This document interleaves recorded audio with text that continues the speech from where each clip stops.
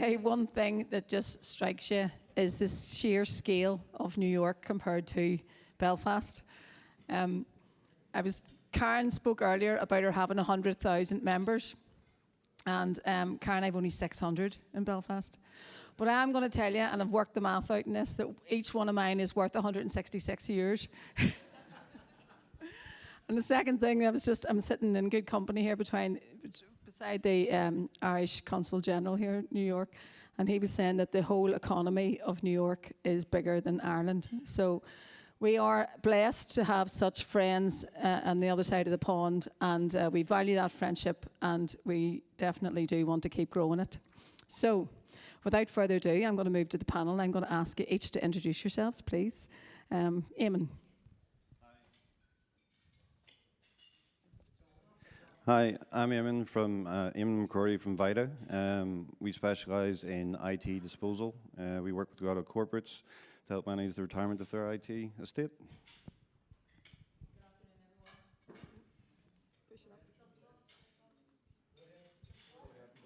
Good afternoon, everyone. Ashleen Feeney. I'm a partner at KPMG. We're one of the global Big Four professional services firms, and I have a background in infrastructure advisory. And I think I'd like to say there's nothing wrong with a dairy girl. I'm one, but I've turned up in my New York Knicks attire, my blue and orange this afternoon. So congrats to all of them. It's great to see the success that they have achieved. The dairy girl that lives in Belfast. So hi everyone, my name is Ciara McConkey. I'm an account director at Version 1. Version 1 is an Irish technology services company. We have 4,000 people globally, and we have a technology centre in Belfast of about 600 people. We provide transformation services to our customers across public sector, financial services, and healthcare and pharma. Brilliant. Okay, Ciara, I might just start with you, if that's okay.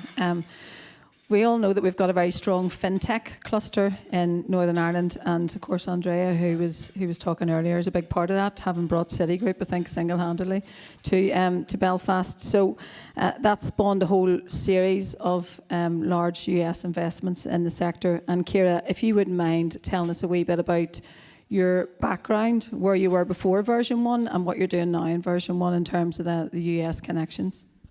So I graduated from Queen's many years ago at this stage with a degree in pure and applied maths. 4 years of maths, and I was ready to move on and get my first job. So I started my career with First Derivatives, another homegrown success story. And I worked as a consultant initially, so thrown in the deep end from the very beginning. I found myself, within a week of joining, being part of a team, working in an investment bank in the City of London in a front-to-back office integration project. So looking back, it was a great opportunity for me to get that initial exposure, to be working with customers, and had the ability to build my domain and tech experience from there. And since then, I've worked with many global clients. I spent quite a few years working in First Derivatives. I worked for Almac. I worked for Liberty IT. Again, a lot of big employers in Northern Ireland, and I've worked across many of those global clients and across many geographies, and that's led me to my current role now at Version 1. So it speaks to the depth of the clustering, if you like. If you think of all those names you just mentioned, that's pretty impressive. And of course, our homegrown talent, Queen's University graduate. But what about Version 1? There's been talk of AI already today, and I know she's an AI expert. Everybody, she's not letting on. But the applied maths degree might be a wee hint. But tell us about what you're doing in Version 1 in terms of supporting US businesses with the work you're doing. So I'll talk about AI a little bit first. And certainly there's been a lot of talk today about AI. What we have found with our customers, one of the key observations we've seen is that the technology is not an issue or a barrier. It's more the adoption of AI that we see some of our customers struggling with. So we've been working very closely with those customers to I suppose, help to these are customers who have already invested in AI. They've already got the tools in place, but they're struggling to really drive business value from those tools. So we've been doing a lot of work with them to bridge that gap and help them to move from companies using AI to actually benefiting from AI. So we've partnered with Anthropic recently. We're doing a lot of work with our enterprise customers to scale Claude tools and to drive adoption. We're focusing less on the technology, and we're focusing more on the operating models that surround these tools, because it's important that you don't just land a tool into a company and expect it to immediately drive value. It needs a lot of work, it needs a lot of adoption and support to ensure that their staff can be aware of the tool, to have the guardrails and the roadmap for using these AI tools. So yeah, I can give you an example of a US customer that we're working with, an asset management company that are actually headquartered here in New York. We've been doing a lot of work with them using our AI co-creation approach to take them through, to focus not on the technology, but more on their business problems, and help them review what potential use cases they can identify across their businesses, and which will drive the most return on investment. So for that particular example, we actually worked on their KYC and client onboarding process. We were able to very quickly build a prototype for them and get that into production. And based on the success of that initial use case, we're actually now deploying an AI pod right across their business to again drive that AI adoption, and to build a framework that will allow them to measure the benefit of AI, so that they can justify the costs, and they can continue to drive business value. It's a big bit of investment, isn't it? And a lot of companies are heavily investing in it, but can't quite see the rewards, or can't quite get there yet. Eamon, I might move to you. Tell us about Vyta, and tell us about what you're doing here in New York and what you hope to do. Yeah, thank you, Claire. So Vyta started humbly 25 years ago in a second-hand computer shop in the Boucher Road. Philip, the CEO, being an entrepreneur, there was a customer that came in and asked, could he basically remove the data from the laptop? The owner at the time said that wasn't a service that they offered. However, Philip caught the chap on the way out and said, come back in a couple of weeks and we'll see what we can do. We can create a solution. And lo and behold, that guy was from the Department of Agriculture. So it was a great first client for Philip to land. So based in Belfast, headquartered in Mollusk, we have locations: Belfast, Dublin, London, and Frankfurt. But we offer a global service. So we have a vetted network of partners. But essentially, there's a lot of talk about AI. We work with large corporates, as I mentioned, to retire their IT equipment in a compliant, secure way. But we'll also take components from certain assets and resell them on their behalf. So obviously RAM has been a big component, or excuse the pun, but a big driver in terms of AI. So a lot of our business would be exporting that to the larger manufacturers to drive AI data centers. Very good. So sustainable, and about sort of recycling your equipment and reselling it and then reinvesting. Absolutely. Sustainability is one of our main pillars or principles. So we're R2 certified, we're eco-VADIS, silver status. So it's very much part of our ethos. So we're a zero landfill organization. So we'll strip every component down and make sure it's repurposed and reused where possible. And you want to grow here in the US, Eamon? Absolutely. We're just here for the crack. Bit of both. Bit of both. No, we operate, as I mentioned, globally. We have presence in North America, but looking to develop that and grow even further. So we have some clients in the room, and hopefully, we'll have some conversations with some new potential customers as well. So I'll just echo what Keith said. Come talk to me. And then just in terms of your own background, we are hugely proud. It's often talked about at these seminars, but I'm going to say Ciara is a bit of a poster child here for Queen's, and Eamon, you're a poster child, but less good looking, for Ulster University. By the way, we've also got Belfast Met in the room, so shout out to them. But we do genuinely have such a class education system. You were an Ulster graduate yourself? Yes, no, that's correct. I'm a graduate with an honours degree in politics. Excellent, and you pivoted from there. Pivoted from politics into commercial rules, yeah. So. Maybe you should have stayed in the politics, Eamon. No offence, Ian. Sorry. Ashleen, we've talked about opportunities for local companies here in the States. I suppose if we could sort of go out a wee bit from that, if we could take the lens wider and go a bit more macro. You're now my macro champion, and little did you know. But I was thinking about, look, it's been a difficult wee week. Ian talked about it, and I was just wondering, in terms of your own role, partner in KPMG, specialist in infrastructure. But I mean, in terms of just Belfast PLC and Northern Ireland PLC, you know, what are your reflections at the moment where we are? Yeah, look, being honest, last week. Hear me now? Yeah. Look, last week the events did momentarily actually bring myself back to when I was a student, Queen's, nearly 30 years ago, when we did not venture into Belfast City Centre after 6 o'clock for various reasons. But I think we need to reflect on how far we've actually come, particularly over the last 10, 15 years.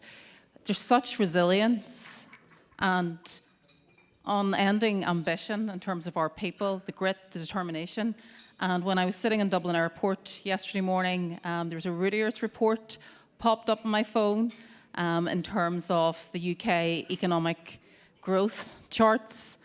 And I don't think any of us would have thought that Northern Ireland, Belfast, would have topped those charts, because since 2013 up until 2023, Belfast, Northern Ireland was topped the charts in terms of 16% growth compared to the rest of the UK overall. It was 11%. And per Scotland, down at the lowest at 7%, although I'll be supporting Scotland tomorrow against Morocco. But that data doesn't lie. It tells the story. Despite everything that we have achieved, good growth, inclusive economic growth, but we have so much more to do. But we shouldn't forget how far we've come. No, fair enough. And Ashleen, in terms of, we're always talking about trying to attract investment, get more external capital into the city. What are your reflections on that? I mean, engaging with my own deals, transactions, colleagues in KPMG, who are obviously leading the way in terms of M&A. I mean, those of you deal makers in the room will know in terms of the absolute explosion in M&A activities over the last decade. You know, private capital, private equity is now, it's the norm. Whereas 10 plus years ago, you wouldn't have seen much private equity get in, particularly to we have an SME, family-owned, owner-managed economy predominantly, but that private capital indeed as well in terms of the work that Bernie has done, 57 stars, and I'm delighted to hear that Tom is going to follow through with more. It would be even better if we could get more of that private capital for our infrastructure, but certainly in terms of transactions, and some of that has been driven by obviously our dual market advantage that we have in the north. That certainly has been a driver of some transactions, but the two economies are becoming more and more integrated. It's good for business, it's good for attracting talent, and more importantly, that good growth.